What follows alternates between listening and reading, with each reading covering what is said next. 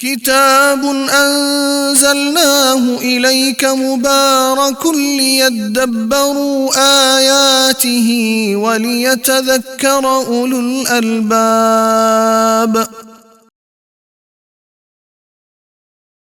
نحمده ونصلي على رسوله الكريم اما بعد فاعوذ باللہ من الشیطان الرجیم روح القرآن۔ آج ہم اس میں پارہ نمبر 17 پارہ اقتربہ اس کو کریں گے انشاءاللہ تعالی۔ اس پارے میں سورۃ الانبیاء پوری اور سورۃ الحج بھی پوری ہے۔ سورۃ الانبیاء کی 112 آیات ہے۔ نام سے ہی واضح ہے کہ اس میں انبیاء کرام کا تذکرہ ہے۔ یہ قرآن پاک کی وہ سورہ ہے کہ جس میں سب سے زیادہ انبیاء کرام کی دعائیں ہیں۔ تذکرہ تو انبیاء کرام کا قرآن پاک میں بہت ساری صورتوں میں ہے، لیکن بہت خوبصورت دعاؤں کا مجموعہ، اور خاص طور پہ آیت کریمہ لا الہ الا انت سبحانک انی کنت من الظالمین، اس کو سننے سمجھنے کے لیے بھی ہمیں اس پارے کو پڑھنا ہوگا۔ بہت ہی خوبصورت طریقے سے سورت شروع ہوتی ہے۔ پہلی 3 آیات لوگوں کی بے حسی اور غفلت کا بیان ہے۔ اقترب للناس حسابهم وهم فی غفلت معرضون۔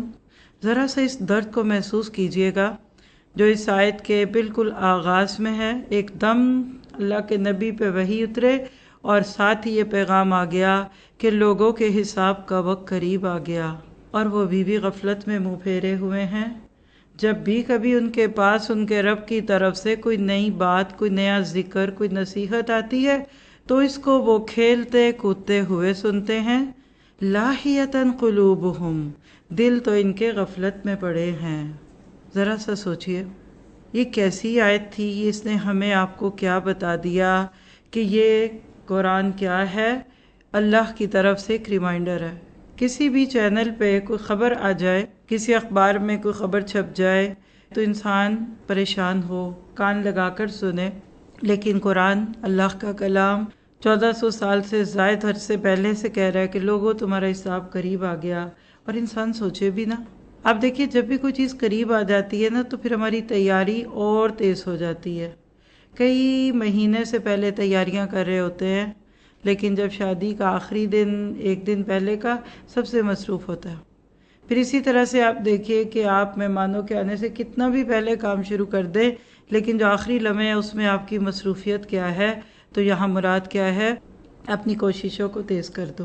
اب آپ کہیں گے قیامت پتہ نہیں کب آنی ہے، ہمیں کیا لگے؟ نہیں، من مات فقط قامت قیامتہ، جو مر گیا اس کی قیامت قائم ہو گئی۔ تو آج آنکھ بند ہوگی تو آپ کی میری قیامت قریب ہوگی۔ اللہ تعالیٰ نے اس کو چھپا کے کیوں رکھا؟ تاکہ ہر لمحے کو محسوس کرو کہ یہ تمہارا آخری لمحہ ہے۔ اور اسی طرح سے آپ دیکھیے کہ حساب کا پیپر ہر دور میں مشکل لگتا ہے نا۔ اکثر بچے حساب میں پریشان رہتے ہیں، اور یہاں حساب کتاب کی باتیں، لیکن آخر کیا وجہ ہے؟ اتنی سچائی، اتنی بڑی حقیقت، ایک کمپلسری پیپر ایگزام ہمارے سر پہ کھڑا ہے اور انسان اس پہ غور نہ کرے، اس کی وجہ لاہیۃً قلوبہم۔ یہ جو لاہیہ لفظ ہے نا، یہ لفظ ہے، بہت دفعہ ہم پڑھتے ہیں۔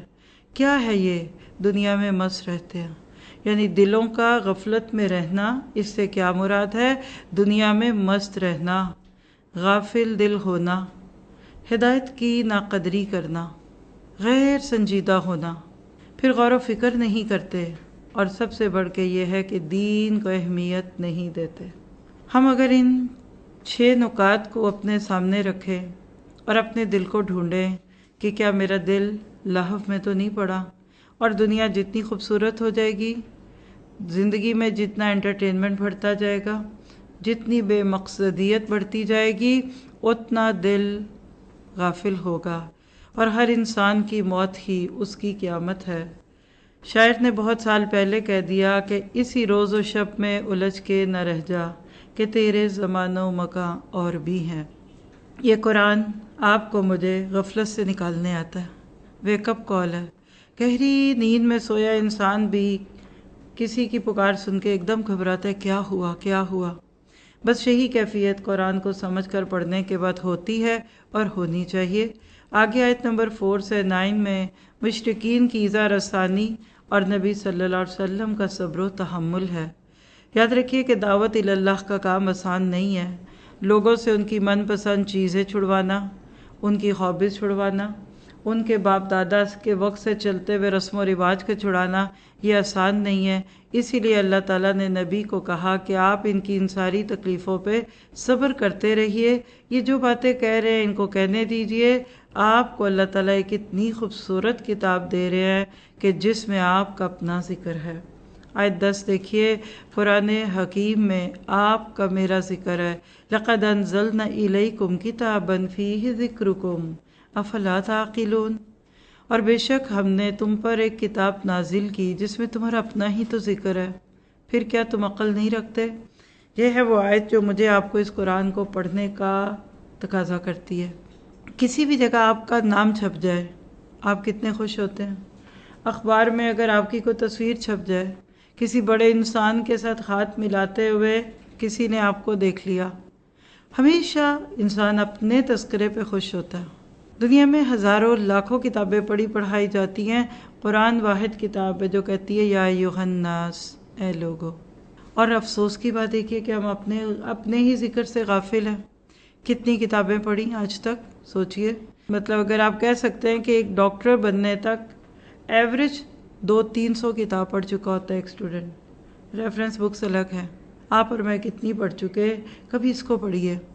یہ کتاب بچپن میں بچے کے لیے گڈ نائٹ سٹوری بک ہے۔ قرآن کی بہت ساری آیتیں ہیں، جادو کا قصہ بچوں کو اچھا لگتا ہے۔ قرآن پاک میں ایسے بہت سارے تذکرے، لعب و لہو کا تذکرہ۔ جوانی میں فکشن اچھا لگتا ہے۔ یہ قرآن سورۃ یوسف کی صورت میں آپ کو ایک بہترین قصہ سناتا ہے جس سے جوانوں کے دلوں میں قرآن کو پڑھنے کا شوق آتا ہے۔ پھر جب انسان پریکٹیکل لائف میں آتا ہے تو ہلچل، بھاگ دوڑ، تو ففروا الی اللہ واستبقوا الخیرات وسارعوا، یعنی ایک تھرل ہے، ایک موومنٹ ہے۔ اور 40+ میں چلے جائیں تو انسان فطری طور پہ سکون چاہتا ہے۔ تو الا بذکر اللہ تطمئن القلوب، تو آپ کہہ دیجئے کہ یہ قرآن وقت کے ساتھ بڑا ہوتا ہے۔ آپ بچپن میں بھی یہ آیتیں پڑھتے تھے، پھر آپ جوانی میں پڑھیں گے، پھر آپ جوان ہو کر پڑھیں، اور اگر اب آپ ادھیڑ عمر میں یہ آیتیں پڑھیں، یہ کتاب آپ کے ساتھ گرو کرتی ہے۔ اور آپ دیکھیے کہ ہمیں اپنی پرانی تصویریں دیکھ کر بہت شرم آتی ہے۔ کبھی لوگ تصویریں کھینچتے جاتے تھے تو آپ دیکھیے کیسے شرمندگی ہوتی تھی کہ حال حلیہ بدل چکا ہوتا ہے، لیکن لوگ پریشان کہتے ہیں کہ ٹھیک ہے اب کھنچانی بھی ہے۔ اور اس وقت اور بھی شرمندگی ہے جب بچے کہتے ہیں کہ ماما یہ آپ ہیں، پھر اب آپ کو کیا ہو گیا؟ یعنی اکثر لوگ دیکھیے کہ کس طریقے سے اپنے آپ کو خوش کرنے کے لیے سب کرتے ہیں لیکن خوشی نہیں ہوتی۔ لیکن اس قرآن کو آپ دیکھیے، آپ 10 دفعہ پڑھ لیں، 20 دفعہ پڑھ لیں، صبح بھی پڑھا لیں، شام کو بھی پڑھا لیں، اس کا ایک نیا ہی رنگ ہے۔ لیکن لوگوں کی غفلت جس کی وجہ سے وہ اس کو نہیں سن پاتے، لہٰذا جب اللہ کی پکڑ آتی ہے تو کیا ہوتا ہے؟ آیت 11 سے 15، عذاب کے وقت ظالم قوم کا حال، یعنی غفلت کے پردوں کو چاک کرنے کے لیے اللہ کبھی پھر زلزلے لاتا ہے، کبھی طوفان، کبھی سونامی، کبھی کیٹرینا اور کبھی ریٹا، اور کبھی اس طرح فلڈنگ۔ تو ایسے وقتوں میں ذرا جو ہوتا ہے ذرا اس کو اپنی تصور کی نگاہ سے دیکھیے گا۔ یہ قرآن کی وہ آیات ہے جو صرف اپنے ترجمے سے ہی سیلف ایکسپلینیٹری، یعنی صرف اس کا ترجمہ آپ کے سامنے ایک ایسا منظر پیش کرے گا جیسے خبر نامے میں آپ کسی بھی سیلاب زدہ یا طوفان زدہ جگہ سے لوگوں کو بھاگتا دیکھے۔ وَكَمْ قَسَمْنَا مِنْ قَرْيَةٍ، اور کتنی ہی ہم نے تباہ کر دی بستیاں جو کہ ظلم کرنے والی تھی، پھر ہم نے ان کی جگہ ایک دوسری قوم کو اٹھا دیا، پھر جب انہوں نے چکھ لیا، محسوس کر لیا ہمارے عذاب کو، پھر وہ وہاں سے بھاگنے لگے۔ تصور میں نہیں آ رہا کہ لوگ بھاگ رہے ہیں۔ کیا کہا جا رہا ہے؟ لا ترکضوا، ڈونٹ رن، تم بہت مصروف تھے نا، اب نہ بھاگو۔ وارجعوا الی ما اترفتم فیہ، اور انہی گھروں کی طرف لوٹ جاؤ جن میں تم مزے دیے ہوئے تھے، لگژریس، اترفتم میں طرفہ ہے، بہت سکون تھا، آرام تھا، تم اپنے گھروں سے چپکے رہے، تمہیں اپنی دنیا اچھی لگتی تھی۔ ومساکنکم، اور جو اپنے انہی گھروں میں، لعلکم تسألون، تاکہ تم سے سوال کیا جائے۔ قالوا یا ویلنا انا کنا ظالمین، وہ کہیں گے ہائے بچاؤ ہمیں، افسوس ہم ہی ظالم تھے۔ فما زالت تلک دعواہم، پھر نہیں ہوگی ان کی یہ پکار، یعنی یہی پکارتے رہیں گے حتی جعلناہم حصیدا خامدین، یہاں تک کہ ہم نے ان کو بجھتی ہوئی چنگاریوں کی طرح کر دیا۔ ساری زندگی انسان بھاگتا ہے، میں مصروف، میں بہت بزی، میرے پاس وقت نہیں ہے، نماز کا وقت نہیں ہے، کسی کی بات سننے کا وقت نہیں ہے، ماں باپ کو وقت دینے کا وقت نہیں ہے، کسی سے اچھا برا کہنے سننے کا وقت نہیں، ہر ایک بھاگ نہیں رہا۔ آج بھی آپ کسی ہائی روڈ پہ یا ہائی وے پہ یا شارع فیصل پہ دیکھیے گاڑیاں کدھر جا رہی ہیں۔ یہ تو بہت چھوٹا سا روڈ ہے، آپ بڑے بڑے دنیا کے بڑے روڈز دیکھیے، ایسا لگتا ہے ہر ایک بھاگ رہا ہے اور مصروف۔ I am busy, I don't have time.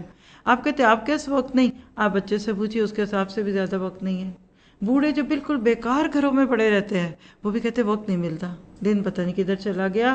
تو کیا پتہ چلا کہ تم سب جس دنیا میں اپنا دل لگا بیٹھے ہو، اگر اس کو تم نے اللہ کی رضا اور اس کی فرما برداری سے ہٹا کر کیا تو ایک بات یاد رکھنا کہ کائنات کھیل تماشا نہیں، بلکہ یہاں مارکہ حق کو باطل برپا ہے۔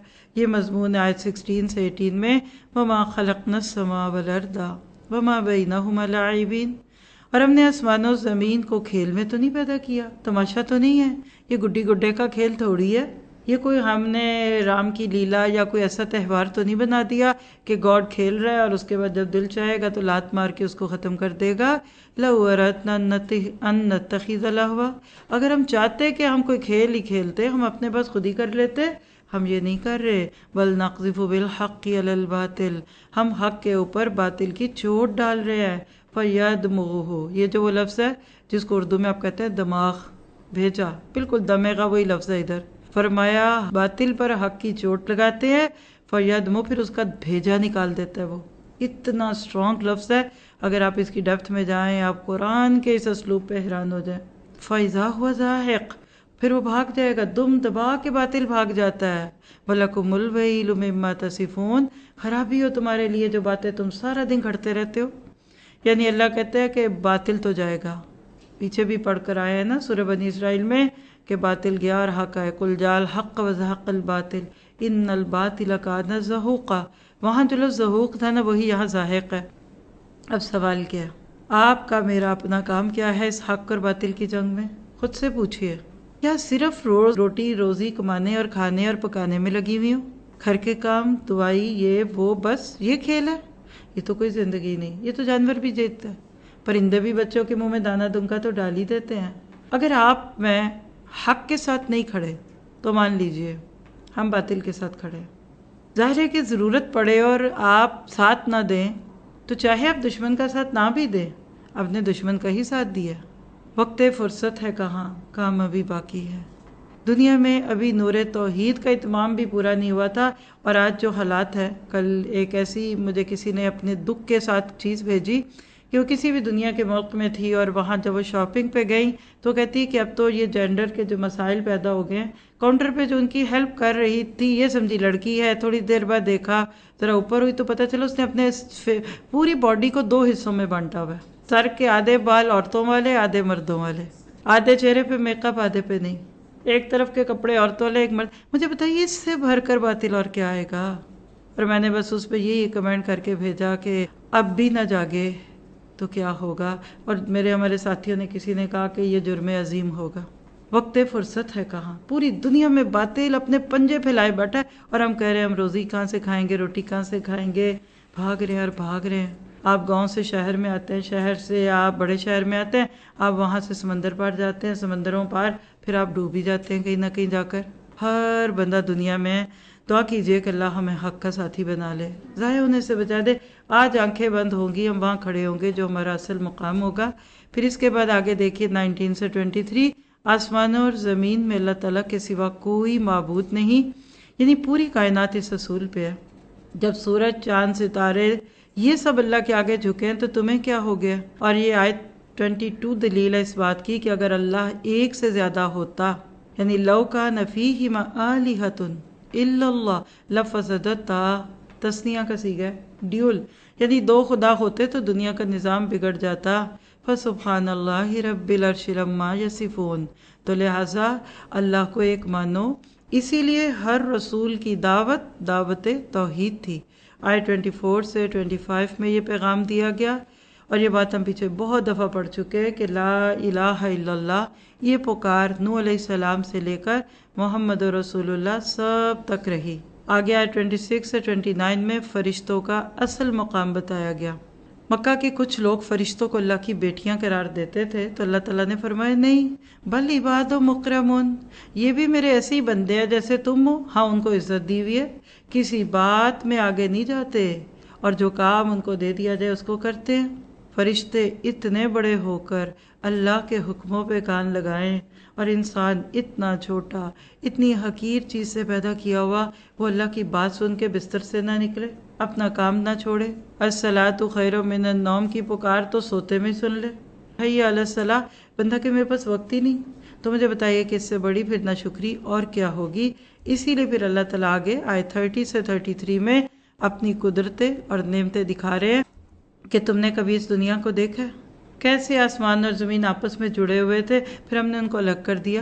بگ بینگ تھیری لوگ بڑے معروف سلوگن کے ساتھ بات کرتے ہیں، قرآن دیکھیے کائنات کی تخلیق کا کیا خوبصورت انداز دے رہا ہے، اور ہم نے ہر چیز کو پانی سے پیدا کیا، اور پھر ہم نے اس میں پہاڑ بھی بنا دیے کہ کہیں زمین ڈھلک نہ جائے، ہل نہ جائے۔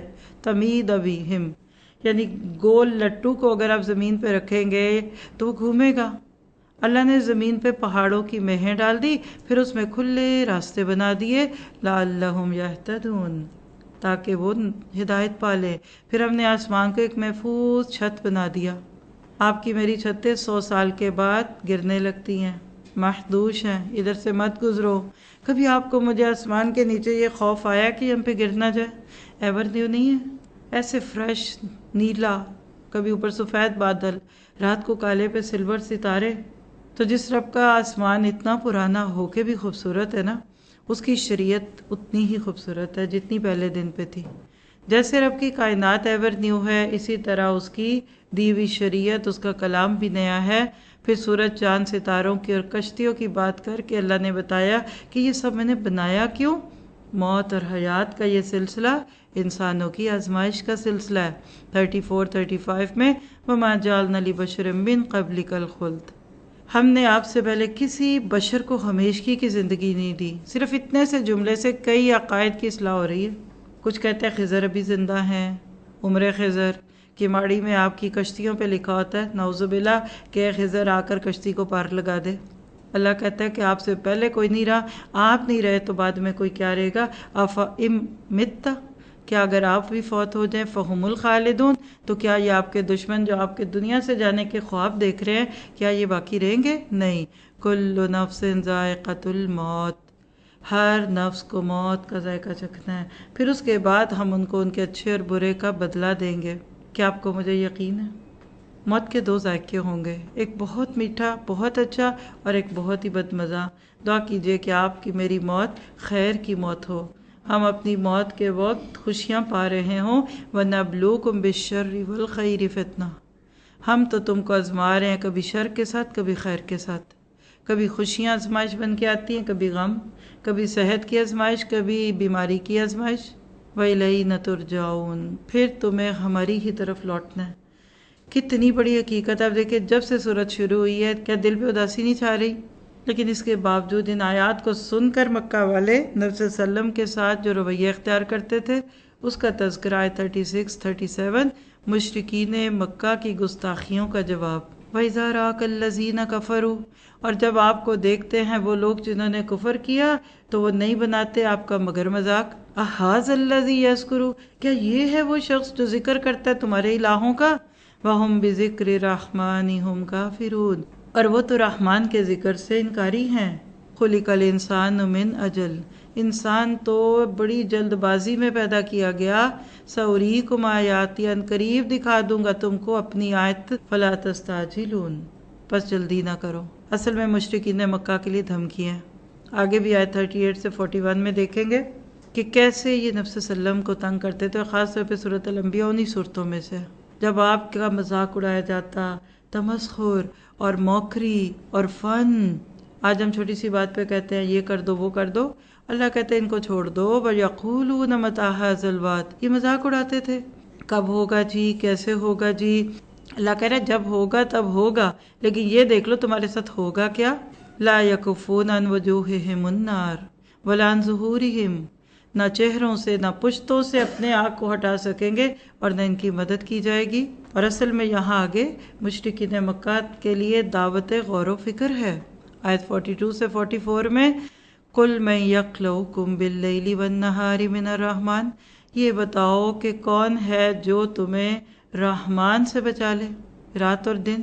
مراد ہے کہ تم پہ رات میں بھی عذاب آ سکتا ہے، دن میں بھی آ سکتا ہے، اور جب کبھی ایسا کچھ ہوتا ہے تو تم اپنے آپ کو بچا نہیں سکتے، لہٰذا فکر کرو اپنی۔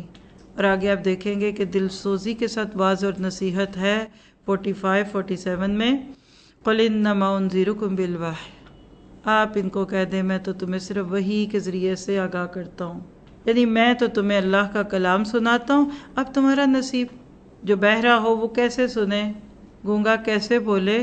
ہاں جب عذاب آئے گا لَيَقُولُنَّ، تو وہ ضرور کہیں گے یا ویلنا انا کننا ظالمین۔ دوسری دفعہ آیا ہے، آپ دیکھیں گے آیت کریمہ تک آنے میں یہ آپ کئی دفعہ پڑھیں گے، اس میں بھی یہی لفظ آتے ہیں نا، یعنی جب پکڑ آتی ہے بندے کو اپنے گناہ یاد آتے ہیں، پھر کہتا ہے ہائے میں نے ہی کچھ غلط کیا ہوگا۔ اللہ کہتا ہے وَنَضَعُ الْمَوَازِينَ الْقِسْطَ، ہم رکھ دیں گے عدل کی ترازو اس دن جس کو قیامت کہتے ہیں، فَلَا تُظْلَمُ نَفْسٌ شَيْئًا، اس دن کسی نفس کے اوپر کچھ ظلم نہ کیا جائے گا۔ وَإِنْ كَانَ مِثْقَالَ حَبَّةٍ، ایک دانے کے برابر بھی کچھ ہوگا خردل رائی کا، اتینا بہا، ہم اس کو نکال کے باہر کر دیں گے، کیونکہ وَكَفَى بِنَا حَاسِبِينَ، ہمارے اکاؤنٹس بڑے کلیئر ہیں، ہمارا کانٹینٹ جو ہے وہ بہت کلیئرٹی سے لکھا پڑا ہے، ہم حساب لینے کے لیے کافی ہیں۔ آپ دیکھیے کہ ان آیتوں کو سننے کے بعد کون ہے جو اپنا محاسبہ نہ کرے۔ اسی لیے پھر آگے آیت نمبر 48 سے 50 میں اللہ کی کتابوں سے کون فیض پاتے ہیں ان کا تذکرہ ہے، یعنی کتاب سب کے پاس آتی ہے، فائدے سب نہیں اٹھاتے۔ کیسے؟ وَلَقَدْ آتَيْنَا مُوسَىٰ وَهَارُونَ، ہم نے موسیٰ اور ہارون کو کتاب اور فرقان دی، یعنی فرقان، ضیاء اور ذکر، یہ 3 نام نوٹ کر لیجئے تورات کے۔ کس کے لیے؟ للمتقین۔ اگر آپ اس آیت کو سورۃ بقرہ کی آیت 2 سے ریلیٹ کریں، ذَلِكَ الْكِتَابُ لَا رَيْبَ فِيهِ هُدًى لِّلْمُتَّقِينَ، تو آپ کو ایک جنرل رول مل گیا۔ انبیاء کرام سب کے پاس آتے ہیں اپنے دور کے لوگوں میں سے، لیکن فائدہ صرف متقی اٹھائیں گے۔ کون ہے متقی؟ الذین یخشون ربہم بالغیب، وہاں کیا تھا؟ الذین یؤمنون بالغیب، وہی حقیقت ہے، تورات ہو یا قرآن ہو۔ اللہ کی کتاب سے فائدہ اٹھانے کے لیے سب سے پہلے تقویٰ چاہیے۔ اور متقی کون تھا؟ آپ کو بتا چکی ہوں، جو اپنے آپ کو بدلنا چاہے، جس کو اپنے گناہ چبھنے لگے، جس کے صراط مستقیم پہ ڈولتے ہوئے قدم پڑنے لگے۔ کیا پتہ چلا کہ جو بدلنا چاہے گا خود کو، وہ کتاب سے فائدہ اٹھائے گا، اور باقی صرف پڑھ پڑھ کے بخشتے رہیں گے، ثواب گنتے رہیں گے، اتنا پڑھ لیا اتنا پڑھ لیا، اور پھر اللہ کی خشیت بھی ہو اور قیامت سے وہ ڈرتے بھی ہوں۔ وہاں اینڈ پہ کیا تھا؟ وَبِالْآخِرَةِ هُمْ يُوقِنُونَ، یہاں اسی کو مختصر کر کے کیا کہا؟ وَهَذَا ذِكْرٌ مُبَارَكٌ أَنزَلْنَاهُ أَفَأَنْتُمْ لَهُ مُنْكِرُونَ۔ اس سوال کو اپنے اوپر لیں، اور آپ دیکھ رہے ہیں کہ صورت میں کویسچننگ سٹائل ہے، یعنی شعور کو بیدار کرنے کا طریقہ کیا ہوتا ہے کہ سوال اگلے کو بتا دو اور جواب وہ خود اپنے آپ سے پوچھ لے گا۔ یہ ہے برکت والا ذکر، ہم نے تو اتار دیا، ہم نے تمہارے لیے پیش کر دیا، اب تم منکر ہو، کہ اب تم منہ پھیرتے ہو، تو تمہاری چوائس ہے۔ دیکھیے لا اکراہ فی الدین، دین میں کوئی زور زبردستی نہیں، کیونکہ قد تبین الرشد من الغی، وقت نبی آ گیا تھا، اور کیا آئے گا؟ آخری نبی آ گیا، اللہ کا پیارا نبی آ گیا، خاتم النبیین آ گیا، جس کو نئی نصیب میں تھی ہدایت اس کو نہیں ملی۔ میں اکثر سوچتی ہوں کہ آج ہم کہتے ہیں کہ جی لوگ اچھا بتاتے نہیں ہیں، سختی بڑی کرتے ہیں، ان کی پالیسیز ٹھیک نہیں ہیں، دیندار دنیا داروں کی قدر نہیں کرتے، کتنی باتیں لوگ کرتے ہیں نا، یعنی لوگ آج بھی بے دینی کا، لوگ دنیا میں لوگوں کی بے دینی کا اکثر خمیازہ دینداروں پہ ڈالتے ہیں، ان کو نہیں بتانا آتا، یہ بہت لمبا کرتے ہیں، یہ بہت چھوٹا کرتے ہیں، یہ بہت غصہ کرتے ہیں، یہ رولز بڑے لگاتے ہیں۔ نبی کے بارے میں آپ کا کیا خیال ہے؟ معلم اعظم کیسے اللہ کے نبی نے سکھایا، لیکن جن کے نصیب میں نہیں تھا نہیں ملا، لہٰذا آگے دوبارہ توحید کی بات ہے، آیت 51-52، حقیقی رب کون ہے؟ یہاں سے دوبارہ ابراہیم کا تذکرہ ہے، اور بے شک ہم نے ابراہیم کو ان کی رشد اس سے پہلے ہی دے دی تھی، اور ہم تو اس کو جاننے والے تھے۔ کیا ہوا تھا جب انہوں نے اپنے باپ اور اپنی قوم سے کہا ما هذه التماثیل، یہ کیا مورتیاں ہیں، یہ کیا ایک امیجنری تھنگز ہیں، انتم لہا عاکفون، جن کے ساتھ تم بیٹھے ہوئے ہوتے ہو۔ حجت دیکھیے بت پرستوں پر، یعنی اتمام حجت ہوتی ہے آیت 53 سے 64۔ یہاں آپ کو حضرت ابراہیم کا قصہ ایک اور اینگل میں دکھ رہا ہے۔ اب یہ وہ حصہ ہے جس میں آپ دیکھیں گے کہ ابراہیم کس جرم کی پاداش میں آگ میں ڈالے گئے۔ کوئی سیاسی نعرہ نہیں تھا، کوئی جہاد اور دعوت کی باتیں نہیں تھی، کچھ نہیں، لیکن ذات برادری پہ چوٹ پڑتی تھی۔ آباء و اجداد کے طور طریقے اور ان کے بنائے ہوئے خود ساختہ دین کے اوپر چوٹ پڑتی تھی۔ آپ ان کا ترجمہ جا کر پڑھیے۔ حضرت ابراہیم علیہ السلام کو آگ میں ڈال دیا، کہنے لگے کہ بس آپ ایسے ویسے چلیے، ہم تو آپ کو دیکھنا ہی نہیں چاہتے، آپ نے ہمارے بتوں کو توڑ دیا، آپ نے یہ کر دیا، آپ نے وہ کر دیا۔ دیکھیے توحید پرست کا یہی بڑا جرم ہے کہ وہ اللہ کو مانتا ہے اور ایک کی بات کرتا ہے، اور آگے آپ دیکھیں گے کہ آگ حضرت ابراہیم کے لیے گلستان بنتی ہے آیت 65 سے 70 میں۔ جب انہوں نے یہ سب کچھ کر لیا، ثم نکسوا علی رؤوسہم، دلیل کے آگے جھکے، ان کو ایک دم سمجھ آیا کہ ہم غلط کر رہے ہیں، لیکن بول نہیں سکے۔ پھر انا آ گئی، ایگو آ گئی سامنے، اور حضرت ابراہیم مستقل ان کو تبلیغ کر رہے، اف لکم، اف تم پہ اور جن کی تم عبادت کرتے ہو، اب تو کیا، وقالوا حرقوہ، پکڑو اس کو جلا دو، وانصروا اور مدد کرو آلہتکم، نوٹ کریے اس جملے کو، الہ کون ہے؟ جو ہماری مدد کرتا ہے، اور ان کے جھوٹے الہ وہ تھے جن کی مدد یہ کر رہے ہیں۔ آپ دیکھیں گے کہ لوگ بتوں کے آگے کھانا رکھتے ہیں، آج بھی قبروں میں جو بزرگ ہیں لوگ ان کے نام پہ چڑھاوے چڑھاتے ہیں، حالانکہ ہمارا کیا معاملہ ہے؟ ایاک نعبد و ایاک نستعین، الہ تو وہ ہوتے جو آپ کی مدد کرے، نہ کہ آپ اس کی مدد کرنے لگے۔ اور اللہ تعالیٰ کی رحمت جوش میں آتی ہے، قلنا یا نار کونی بردا و سلاما، ہم نے کہا ہے آگ ٹھنڈی ہو جا اور سلامتی والی ہو جا، کس پہ؟ ابراہیم پہ۔ وَأَرَادُوا بِهِ، انہوں نے ایک ارادہ کیا اور ایک ارادہ ہم نے بھی کر دیا۔ ان کا ارادہ کیا تھا؟ وَأَرَادُوا بِهِ كَيْدًا، مکر کا ارادہ تھا، ہم نے کیا کیا؟ فَجَعَلْنَاهُمُ الْأَخْسَرِينَ، ہم نے ان کو بینک کرپٹڈ کر دیا، اخسر، سب سے بڑی ڈگری۔ کیا پتہ چلا کہ جو آگ اللہ کے نام پہ جلتی ہے وہ بندے کو نہیں جلاتی، اور صرف ٹھنڈی نہیں گئی بردن، پھر تو مائنس پہ چلا جاتا ٹیمپریچر، اور ابراہیم علیہ السلام گرمی سے نہیں تو سردی سے تکلیف محسوس کرتے۔ وَسَلَامٌ عَلَىٰ ابراہیم۔ کیا پتہ چلا کہ بڑے سے بڑا دشمن بھی آپ کے خلاف کچھ کرنا چاہے وہ نہیں کر سکتا جب تک اللہ نہ چاہے۔ اور روایات میں آتا ہے کہ ابراہیم کہتے ہیں کہ جو آگ والے دن تھے وہ زندگی کے سب سے خوبصورت دن تھے، کیونکہ اللہ سے سلام آتا ہے، فرشتوں سے آتا ہے۔ اب دیکھیے پیچھے حضرت یوسف کو کنویں میں ڈالنے کی بات ہوئی، وہ وہاں بھی خوش تھے، ان کو آگ میں ڈالنے کی بات ہوئی۔ آگے ابھی تھوڑی دیر میں پڑھیں گے، یونس علیہ السلام کو مچھلی کے پیٹ میں ڈال دیا، نبی صلی اللہ علیہ وسلم کو غار ثور میں بھیج دیا گیا، موسیٰ علیہ السلام کو کوہ طور پہ دیا یا سمندروں میں سے نکال دیا۔ یہ ایک ہی کہانی ہے، آج بھی ایسا ہی ہے۔ دوسروں کو لگے گا کہ آپ مشکل میں ہیں اور آپ کہیں گے اٹس مائی آنر، لوگ کہیں گے آپ کے اس وقت نہیں، ہائے آپ تھک نہیں گئے، ہائے ابھی یہ ہے وہ، آپ کہتے بتا بھی کچھ نہیں، کیونکہ سلامن، سلامتی کا وعدہ آج بھی ہے۔ كتاب أنزلناه إليك مبارك ليدبروا آياته وليتذكر أولو الألباب كتاب أنزلناه إليك مبارك ليدبروا آياته وليتذكر أولو الألباب